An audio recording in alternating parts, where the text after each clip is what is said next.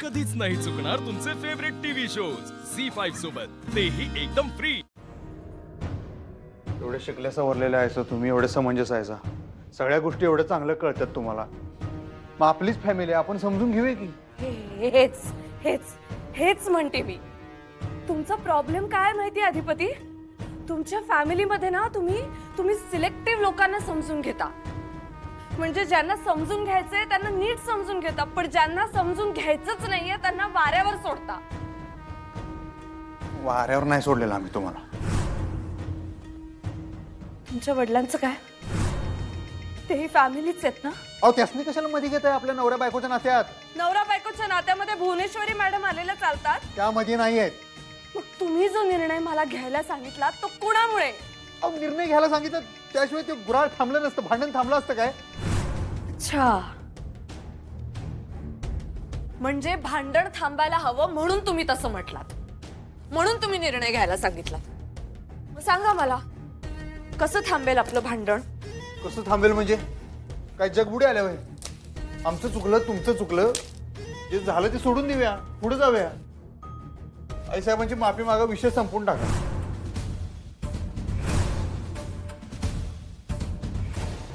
माफी? मोठे तुमच्यापेक्षा, वयाचा तरी मान ठेवा। असा विश्वासच नाही बसत आहे तुमच्यावर। तुम्ही त्या बजाला घेऊन आला, काय झालं?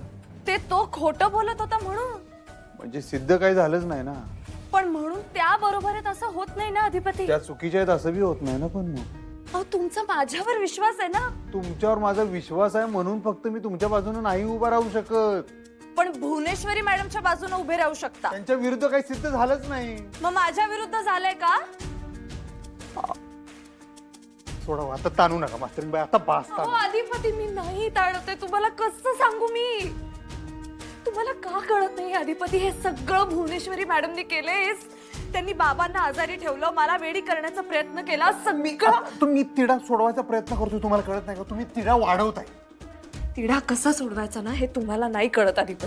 मग तुम्हाला कळते काय? मी सांगते तुम्हाला पटत नाहीये। परत तेच तो बजरंग खरं बोलला होता माझ्याशी, नंतर चक्र फिरली आणि त्यानं आता तुम्ही आता त्या बजासारखी 30 स्टेप परत परत वाजवताय। तुमच्या डोसक्यात प्रकाश पडत नाही काय?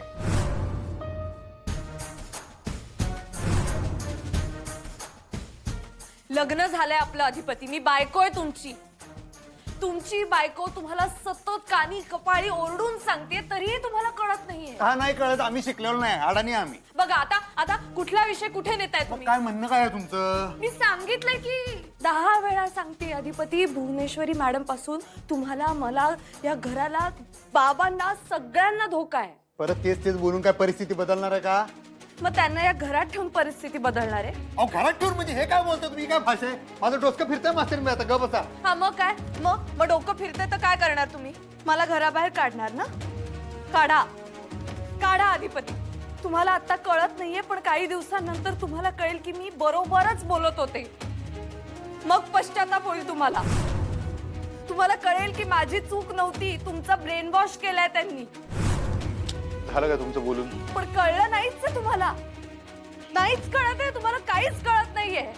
मला बाहेर काढायला निघालाय तुम्ही अधिपती, पण त्या बाईचा खरा चेहरा तुम्हाला कळत नाहीये। आणि मला म्हणतात निर्णय घ्या। अरे तुम्ही घ्या निर्णय, तुम्ही घ्या निर्णय, तुम्ही त्यांना जायला सांगा। तुम्हाला अजून बी असं वाटतं तुमची काही चूक नाही? नाही, तुम्हाला असंच वाटतंय की फक्त आई साहेबांची चूक आहे? हो।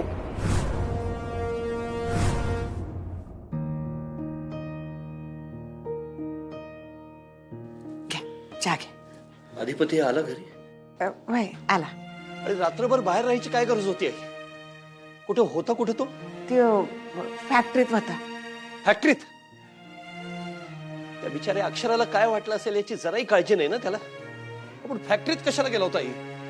आता मी तरी काय सांगणार? जाऊ देते, तुम्ही चहा घे, बसा।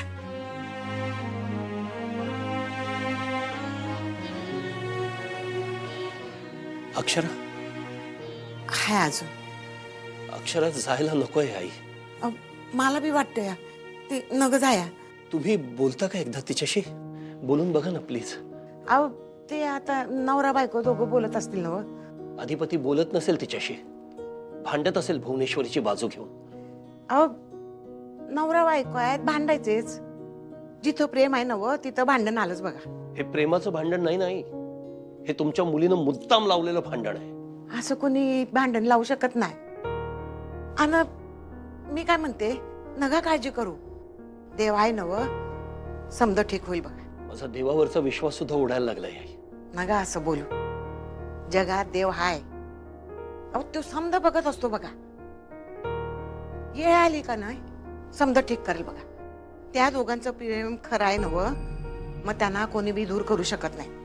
ती भुवनेश्वरी तुमची मुलगी आहे हे कधी कधी पटत नाही आहे. केवढा फरक आहे तुम्हा दोघींच्या मध्ये. माझीच मुलगी आहे हो. पण काय तिनं बी लय सोसले ना व. लगेच तुम्ही मुलीची वकिली करायला लागलात का? अहो नाही, मी कशा पायी वकिली करू? आणि माणूस काय वरून वाईटपणाचा शिक्का मारून येत नाही. परिस्थिती वाईट असते, मग माणूस तसा बनत जातो. अच्छा, म्हणजे तुम्हाला असं म्हणायचंय की भुवनेश्वरी जे काही वागतेय त्याच्यामध्ये परिस्थितीचा दोष आहे, भुवनेश्वरीचा नाही.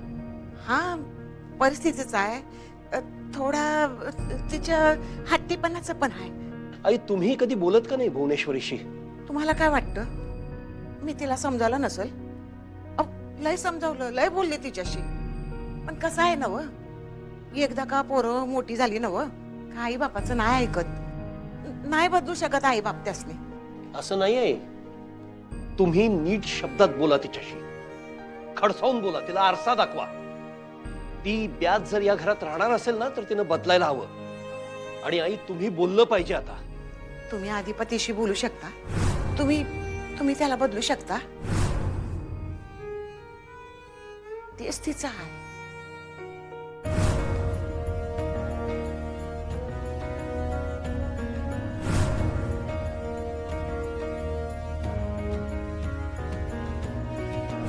चांगली चंचीला या घरची सून करून घेतली असती.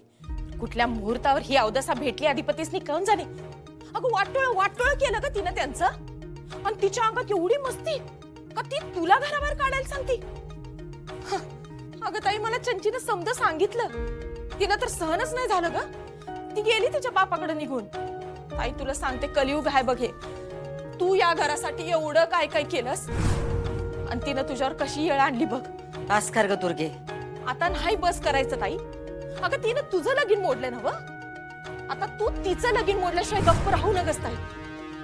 तू तिचं लगीन मोड, तरच न्याय होईल.